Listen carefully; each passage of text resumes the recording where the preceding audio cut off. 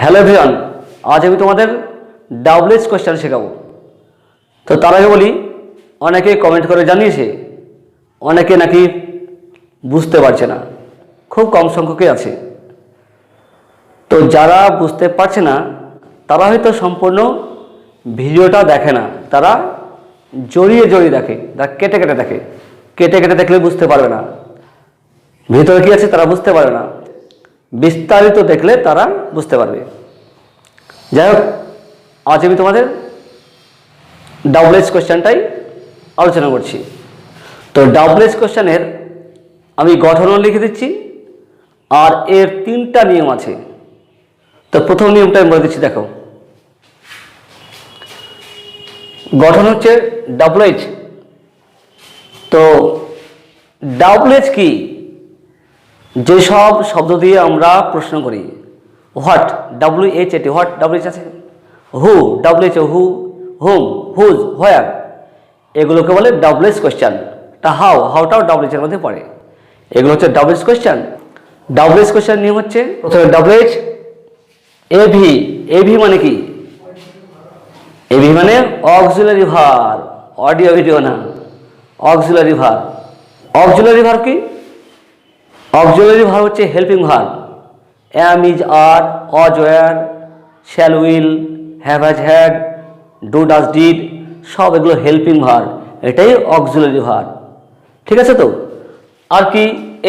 S মানে subject, তারপরে V verb, তারপরে আদার ওয়ার্ডস, তারপরে জিজ্ঞাসা চিহ্ন। মনে রাখতে হবে, জিজ্ঞাসা চিহ্ন না দিলে ভুল হয়ে যাবে। এটা তো মেন ডাবলএস কোয়েশ্চেনের। ওকে, এবার আমি তোমাদের নিয়মটা বলে দিচ্ছি। 1 নম্বর নিয়ম, বাক্যের মধ্যে যদি হেল্পিং ভার্ব না থাকে তাহলে ডু, ডাজ, ডিড ব্যবহৃত হবে এবং মেন ভার্বটি প্রেজেন্ট ফর্ম হবে। সিম্পল প্রেজেন্ট হলে ডু আর ডাজ, সিম্পল পাস্ট হলে ডিড হবে। এর আগে আমি নেগেটিভ না বাচক করেছি। তো নেগেটিভ সেন্টেন্সের নিয়ম আর ডাবলএস কোয়েশ্চেন নিয়ম একই, তোমরা মিলিয়ে নিও। শুধু পার্থক্য কোথায়? পার্থক্য কিছু নাই। এখানে কি বলা আছে? বাক্যের মধ্যে যদি হেল্পিং ভার্ব না থাকে তাহলে ডু, ডাজ, ডিড ব্যবহৃত হবে। আর নাবাচকে কী লেখা আছে? বাক্যের মধ্যে যদি হেল্পিং ভার্ব না থাকে তাহলে do not, does not, did not হবে এবং মেন ভার্বটি প্রেজেন্ট ফর্ম হবে এবং মেন ভার্বটি প্রেজেন্ট ফর্ম হবে। সিম্পল প্রেজেন্ট হলে ডু আর ডাজ, আর সিম্পল পাস্ট হলে ডিড হবে। 1 নম্বরটাও সেম নিয়ম, 2 নম্বরটাও সেম নিয়ম। এবার আমি তোমাদের 2 নম্বর নিয়মটাও লিখে দিচ্ছি। বাক্যের মধ্যে যদি হেল্পিং ভার্ব থাকে তাহলে ওই হেল্পিং ভার্বটি ব্যবহৃত হবে এবং পরের ভার্বটির কোনো পরিবর্তন হবে না। মাত্র 2টো নিয়ম আছে, কিন্তু এর ব্যতিক্রম আছে। ব্যতিক্রমটা আমি লিখে দিচ্ছি। সাবজেক্ট যদি উত্তর হয়, বলতে অ্যান্সার হয়, তাহলে উপরের গঠনটি মেনে চলবে না। তখন সাবজেক্টটি তুলে দিয়ে ডাবলএইচ বসিয়ে বাক্যটির পরপর শব্দগুলি লিখতে হবে।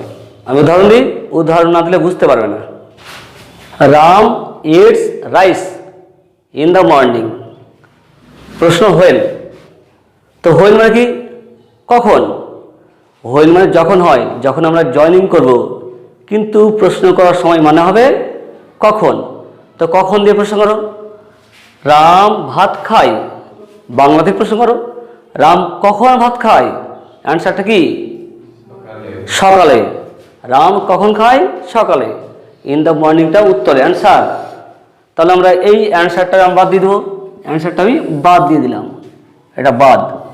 আমরা এইটুকুই করবো। আমরা এইটুকুর মধ্যে রাম ইটস রাইস, এটাকে হোয়েন দিয়ে কোয়েশ্চেন করছি। এবার ডাব্লিউএইচ এর নিয়ম কি? প্রথমে ডাব্লিউএইচটা কি? হোয়েন। তারপরে কি? AV, auxiliary verb, helping verb. এখানে ফলো করো, রাম ইটস রাইস, এখানে কোনো হেল্পিং ভার্ব আছে? যদি হেল্পিং ভার্ব না থাকে, 1 নম্বর নিয়মে লেখা আছে, বাক্যের মধ্যে যদি হেল্পিং ভার্ব না থাকে তাহলে ডু, ডাজ, ডিড হবে। ডু আর ডাজ বসে প্রেজেন্টে আর ডিড বসে পাস্টে। তো এখানে ইটটা প্রেজেন্ট না পাস্ট? এটা প্রেজেন্ট। প্রেজেন্ট হলে ডু আর ডাজ হবে। তো ডু ডাজের মধ্যে আবার কোনটা হবে? তো ভার্বের সঙ্গে এস আছে, মানে ডু এর সঙ্গে ইয়েস ডাজ হয়ে যাবে। তাহলে কি হচ্ছে? ডাজ হবে, ডাজ। এবার কি বসছে? সাবজেক্ট কোনটা? রাম। তারপরে কি? ভার্ব। লেখা আছে 1 নম্বর নিয়মে, বাক্যের মধ্যে যদি হেল্পিং ভার্ব না থাকে তাহলে ডু ডাজ ডিড ব্যবহার হবে। ডু ডাজ ডিড ব্যবহার করেছি। আর নেক্সট ভার্ব মানে পরের ভার্বটা, নেক্সট ভার্ব বলতে কোনটা? ইটস। এই ভার্বটার প্রেজেন্ট ফর্ম হয়ে যাবে। তো প্রেজেন্ট কি? ইট হয়ে যাবে, ইট। তারপরে কি? রাইস। আর ইন দ্য মর্নিং তো অ্যান্সার, এটা হচ্ছে না, তো শেষ হয়ে গেল। লাস্টে কি আছে? ডট মানে কি? অন্যান্য শব্দ বলতে রাইস হয়েছে, অবজেক্ট হবে, হতে পারে, আরো অনেক কিছু হতে পারে। তারপরে কি? জিজ্ঞাসা চিহ্ন। When does Ram eat rice? Ram কখন ভাত খায়? উত্তর কি? In the morning. তো আমি এখান থেকে এটা আসছে কিভাবে? উত্তর অ্যান্সার হচ্ছে কি? এবার আমি এই বাক্য থেকে আমি এই অ্যান্সারটা কিভাবে আসবে দেখে নাও। এই helping verb does, main verb eat, দুই ভার্বের মিডিলে যেটা থাকবে সেটা সাবজেক্ট হবে। তো সাবজেক্ট কোনটা? রাম। রাম চলে এলো। আর ডাব্লিউএস তো উঠেই যাবে, যেহেতু এটা প্রশ্নবোধক না, এটা অ্যাসার্টিভ হচ্ছি আমি। এটা হচ্ছে ডাব্লিউএস থেকে অ্যাসার্টিভ হচ্ছে এটাকে। অ্যাসার্টিভের নিয়ম কি? Subject verb object. তাহলে রাম হলো। এবার ডু ডাজ ডিড, যদি বাক্যে do does did helping verb হিসেবে থাকে তাহলে সেই ডু ডাজ ডিড উঠে যাবে। যদি অন্যান্য সাহায্যকারী ভার্ব থাকে ডু ডাজ ডিড বাদ দিয়ে, যেমন can, could, may, might, shall, should, have, has, had, am is are, তাহলে ওগুলো উঠবে না, তাহলে ওই ভার্বগুলো উঠবে না। কিন্তু একমাত্র ডু ডাজ ডিড উঠবে যদি নামবাচক না থাকে। নেগেটিভ হলে পরে ওটাও থেকে যাবে, কারণ নেগেটিভ নামবাচক নট বাক্যে এমনি হয় না, নট হেল্পিং ভার্বের পরেই বসে। তো যাই হোক, এখানে আমরা ডু ডাজ ডিড উঠে যাবে, উঠে যাচ্ছে, তবে ডাজ হয়ে গেল, উঠে গেল। তো ডাজ উঠে গেল। এবার কি থাকছে? ভার্ব। যেহেতু ডাজ এস বা ইয়েস হবে, ইয়েস, তাই এই ইটের সঙ্গে এস হয়, ইটস হয়ে গেল। তারপর কি? Subject verb. ভার্বের পর কি বসে? অবজেক্ট। কোনটা? রাইস। এবার কখন? In the morning. In the morning, full stop হয়ে গেল। বোঝা গেল এটা? He has caught fish in the pond. প্রশ্ন হোয়াট দিয়ে। হোয়াট মানে কি, আমরা কি দিয়ে প্রশ্ন করব। তাহলে কি দিয়ে প্রশ্ন করলে কি হচ্ছে? সে পুকুরে মাছ ধরেছে। তো কি ধরেছে? মাছ, ফিশ। ফিশ হচ্ছে অ্যান্সার, উত্তর। এ ফিশ অ্যান্সার, আমরা এটাকে বাদ দিয়ে দেবো। আমরা এই অবজেক্ট, এই ফিশ অ্যান্সার, এটা অবজেক্ট বাদ, কারণ হচ্ছে এটা অ্যান্সার হচ্ছে। তাহলে এই ফিশ শব্দটা বাদ দিয়ে আমরা প্রশ্ন করব। তো প্রথমে কি আছে? ডাব্লিউএইচ এর নিয়ম কি? হোয়াট থেকে গেল। ডাব্লিউএইচ এর কি? AV, auxiliary verb. 2 নম্বর নিয়মে লেখা আছে বাক্যে যদি হেল্পিং ভার্ব থাকে তাহলে ওই হেল্পিং ভার্বটি ব্যবহৃত হবে এবং নেক্সট ভার্ব মানে পরের ভার্বটির কোনো পরিবর্তন হবে না। তো এখানে ফলো করো, has helping verb, next verb হচ্ছে পরের ভার্ব কট। তো বাক্যে এখানে হেল্পিং ভার্ব আছে কি? কোনটা? হ্যাজ হেল্পিং ভার্ব আছে, তাই হ্যাজটাই হয়ে যাবে। তো না ডু ডাজ ডিড হবে না। যদি না থাকতো তাহলে ডু ডাজ ডিড বসাতাম, কিন্তু এখানে হেল্পিং ভার্ব আছেই, তাহলে ওই হেল্পিং ভার্বটি ব্যবহৃত হবে। তাহলে হ্যাজ বসে গেল। তারপর কি? এস, সাবজেক্ট কোনটা? সে, হি। তারপরে কি? ভার্ব। 2 নম্বর নিয়মে কি লেখা আছে? বাক্যের মধ্যে যদি হেল্পিং ভার্ব থাকে ওই হেল্পিং ভার্বটি আর নেক্সট ভার্বের কোনো পরিবর্তন হবে না। তাহলে কি আছে? কট থেকে গেল, কট। ফিশ অ্যান্সার, ফিশ আমরা লিখবো না। তারপরে কি? ইন দ্য পন্ড। আর কিছু আছে বাক্যে? কিছু নেই। এবার কি লাস্টে? জিজ্ঞাসা। তা জিজ্ঞাসা হবে question mark. What has he caught in the pond. তাহলে আমরা এই প্রশ্নটা অ্যাসার্টিভ করবো কিভাবে দেখো। এখানে আমি কি বলেছি? Helping verb, has helping verb আর কট মেন ভার্ব। 2 ভার্বের মিডলে যেটা সেটা সাবজেক্ট। সাবজেক্ট কোনটা? হি। হি আগের বাক্যই হয়ে যাবে, হি হলো। এবার কি বলছি, একমাত্র ডু ডাজ ডিড থাকলেই উঠে যাবে, কিন্তু ডু ডাজ ডিড বাদ দিয়ে অন্যান্য সাহায্যকারী ভার্ব থাকলে উঠবে না, থাকবে, থেকে যাবে। তো বাক্যে কি আছে? ডু ডাজ ডিড আছে কি? বাক্যে কি ডু ডাজ ডিড আছে? নেই। কি আছে? হ্যাজ। তাই হ্যাজটা থেকে গেল। তারপরে কি ভার্ব, যদি বাক্যে হেল্পিং ভার্ব থাকে নেক্সট ভার্বের কোনো চেঞ্জ হবে না, কট থেকে গেল।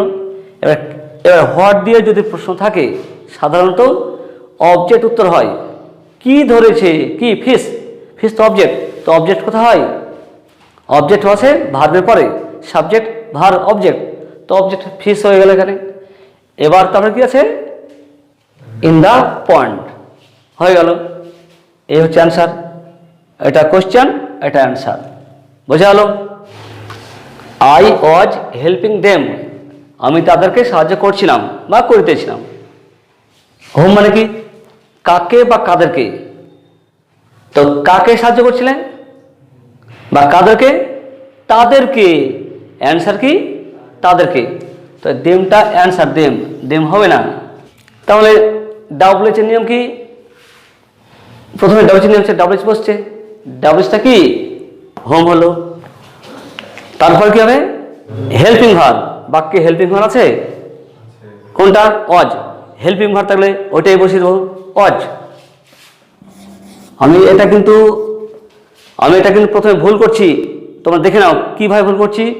আমি এখন ইচ্ছা করে ভুল করছি, এটা এই ভুলটাই তোমরা ধরবে। হ্যাঁ, কি করে, যদিও আমি বুঝিয়ে দিচ্ছি আমি। এবার কি আছে? সাবজেক্ট কি? আমি, আই। তো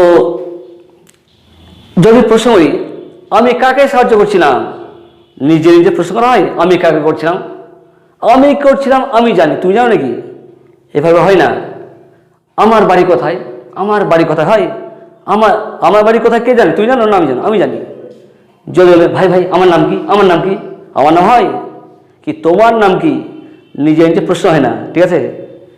কি বললাম, বোঝা গেল? আমার নাম কি? আমার বাড়ি কোথায়?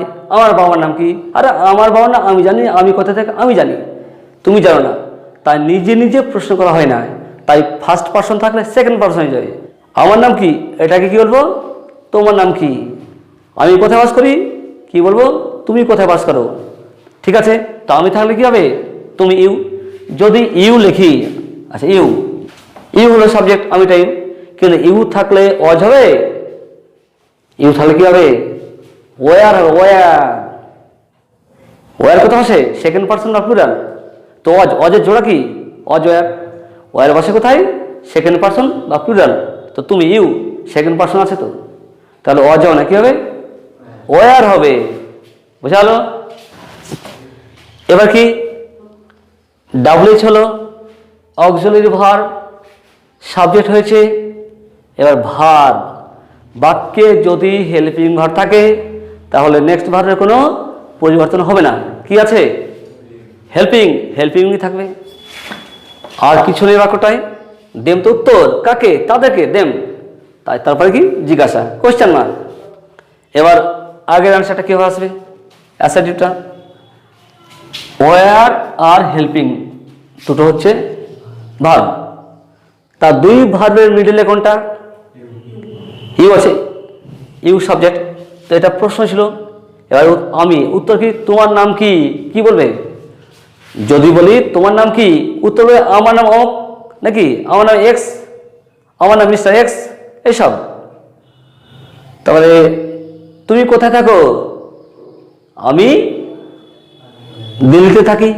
যদি বলি তুমি কোন ক্লাসে পড়ো, তুমি কি বলবে?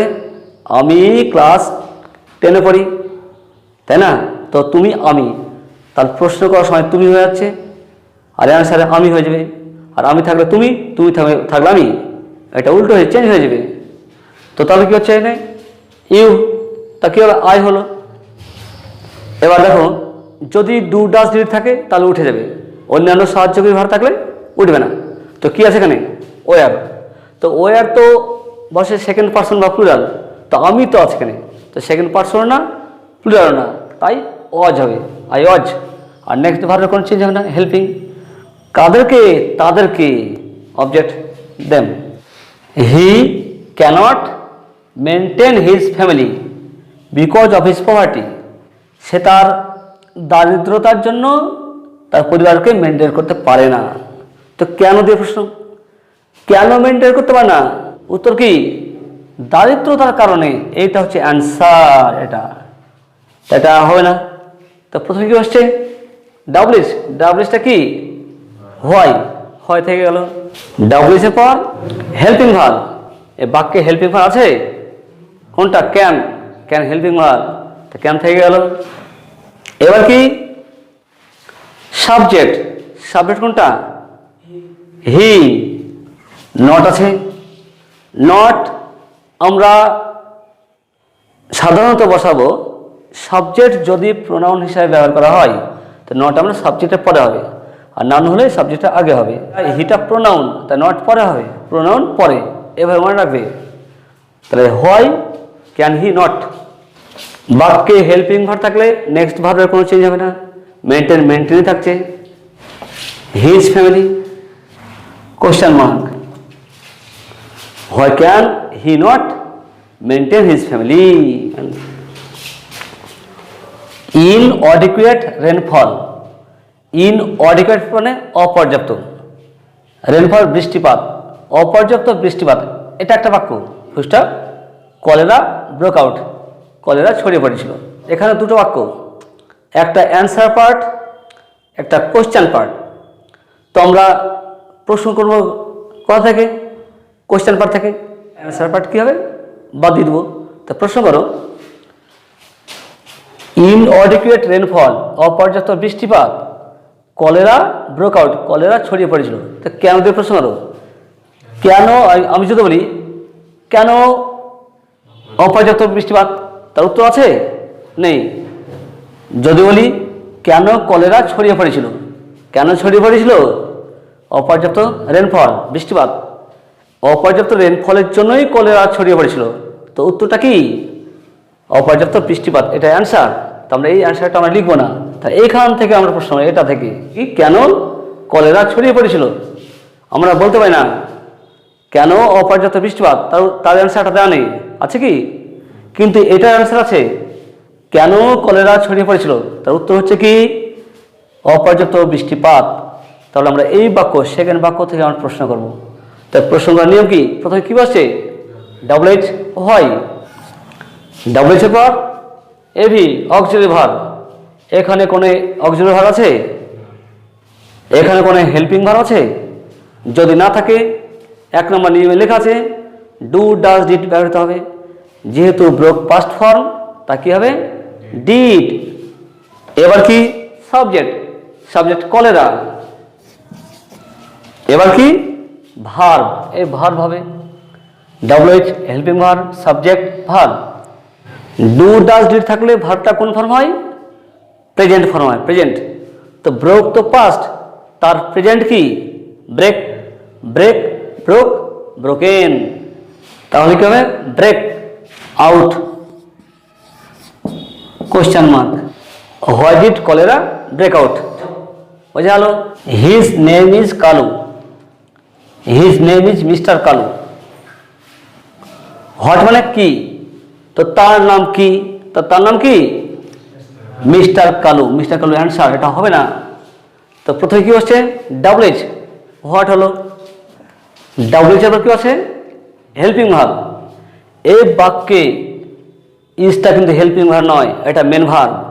যদি আমি ইজকে হেল্পিং ভার্ব হিসেবে ধরি তাহলে মেন ভার্ব কোনটা? মেন ভার্ব সে বাক্যই হয় না, ইজটাই মেন ভার্ব। কিন্তু তাই বলে আমরা ডু ডাজ ডিড লিখবো না। কি বলছে? বাক্যে যদি হেল্পিং ভার্ব না থাকে তার ডু ডাজ ডিড বসে। তো ইজটা এখানে হেল্পিং ভার্ব না, এটা মেন ভার্ব। মেন ভার্ব হলেও কি হবে? ইজটাকে আমরা হেল্পিং ভার্ব হিসাবে ব্যবহার করি। Am is, are, was, were, have, has, had, এগুলো আমরা মেন ভার্ব হিসাবে ব্যবহার করলেও আমরা এটাকে হেল্পিং ভার্ব হিসাবে ব্যবহার করতে পারি। যেমন আই হ্যাড গান, হি was going, he is playing football, he is playing football, এগুলো হেল্পিং ভার্ব হিসাবে ব্যবহার হচ্ছে। তো নিজেই যেহেতু হেল্পিং ভার্ব হিসাবে ব্যবহার করা হয়, তাই আলাদাভাবে হেল্পিং ভার্ব আনতে হবে না, মানে ডু ডাজ ডিড হবে না। তখন এম ইজ, আর, ওয়াজ, আর ওটাই নিজেই হেল্পিং ভার্ব হিসাবে ব্যবহার হয়ে যাবে। ওকে, তাহলে কি হবে ইজ। এবার কি সাবজেক্ট হিজ নেম, তারপর কি হয় ভার্ব হয়। ইজ এটা মেইন ভার্ব হিসেবে ব্যবহার করা হয়েছে, তাই এখানে আর ভার্ব হবে না।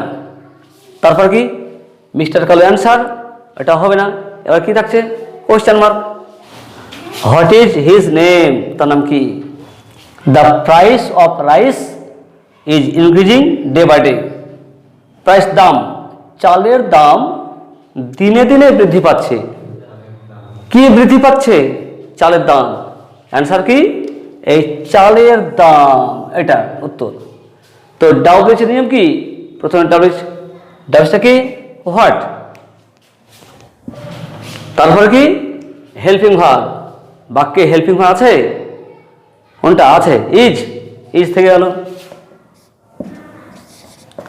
তারপরে কি সাবজেক্ট, সাবজেক্ট কোনটা, দ্য প্রাইস অফ রাইস, এইটাই তো উত্তর। তার তো উত্তর তো হবে না। তার কি বলা আছে, ব্যতিক্রমে আছে, ব্যতিক্রমে লেখা আছে যদি সাবজেক্ট যদি উত্তর হয়ে যায় তাহলে এই যে উপরে গঠন, এই গঠনটা মেনে চলবে না। তখন কি হবে, তখন কি হবে এই সাবজেক্ট, এই সাবজেক্টটা তুলে দিয়ে ডাব্লিউএইচ লিখো, ডাব্লিউএইচ হলো, তারপর যা আছে প্রপার লিখে দেবো। সাবজেক্টের পরিবর্তে কি ডাব্লিউএইচ হলো, তারপর কি আছে is increasing day by day, যা আছে সব লিখে দিতে হবে। তা কি হলো is increasing day by day. The price of rice মানে চালের দাম, ইজ ইনক্রিজিং বৃদ্ধি পাচ্ছে, ডে বাই ডে দিনে দিনে। চালের দাম, চালের দাম দিনে দিনে বৃদ্ধি পাচ্ছে। তো কি দিয়ে প্রশ্ন করো, কি বৃদ্ধি পাচ্ছে, চালের দাম। তো উত্তর কি চালের দাম, এই চালের দামটা অ্যান্সার, আর এটাই সাবজেক্ট। তো ব্যতিক্রমে লেখা আছে, কি লেখা আছে, যদি সাবজেক্ট উত্তর হয়ে যায় তাহলে উপরে গঠনটি, এটা গঠন, এই গঠনটি মেনে চলবে না। তখন কি হবে, এই সাবজেক্টটি তুলে দিয়ে ডাব্লিউএইচ লেখো, ডাব্লিউএইচ, ডাব্লিউএইচটা কি আছে হোয়াট, হোয়াট থেকে গেল হোয়াট। তারপর কি, তারপর যা আছে পরপর শব্দগুলো লিখে দেবো, শুধু একমাত্র এই সাবজেক্টটা তুলে দেবো, এই সাবজেক্টটা তুলে দেবো। কি থাকছে তাহলে is increasing day by day, এটা আমি লিখে দেবো। কোশ্চেন মার্ক হবে, এখানে কি আছে ফুল স্টপ, তাই বলে ফুল স্টপ হবে না, যা আছে তাই লিখে দেবো না, লাস্টে কি কোশ্চেন মার্ক। এই গঠনটা কেন হবে না এটা বুঝিয়ে দিই। তো নিয়ম অনুযায়ী প্রথমে কি বসছে ডাব্লিউএইচ, ডাব্লিউএইচ বসে গেল। তারপর কি হেল্পিং ভার্ব, এই বাক্যে হেল্পিং ভার্ব আছে কোনটা ইজ, ইজ থেকে গেল। তারপর কি হবে সাবজেক্ট, তো সাবজেক্টই তো উত্তর, তাই এই কারণে এই গঠনটা মেনে চলবে না। তখন কি হবে সাবজেক্টটা তুলে দিয়ে ডাব্লিউএইচ লিখে পরপর শব্দগুলো লিখতে হবে। তারপরে কি লাস্টে কোশ্চেন মার্ক। তোমাদেরকে বারবার বলছি স্টেপ বাই স্টেপ দেখলে সব গ্রামার পারবে, একটু গ্রামার ভুল হবে না। এরপরে ভালো ভালো গ্রামারের আইটেম আনবো, ডাব্লিউএইচ হলো আরও ভালো ভালো আসবে। যাই হোক তোমরা যদি মন দিয়ে দেখো তাহলে তোমাদের ইংরেজির কোনো অসুবিধা হবে না, যে কোনো গ্রামার যে কোনো রাইটিং তোমরা লিখতে পারবে। গ্রামার যখন শেষ হয়ে যাবে তখন আমি রাইটিং কীভাবে লিখতে হয় সেটাও আমি শেখাবো। ঠিক আছে, আজ আর নয়, এখানে শেষ করছি। Have a nice day.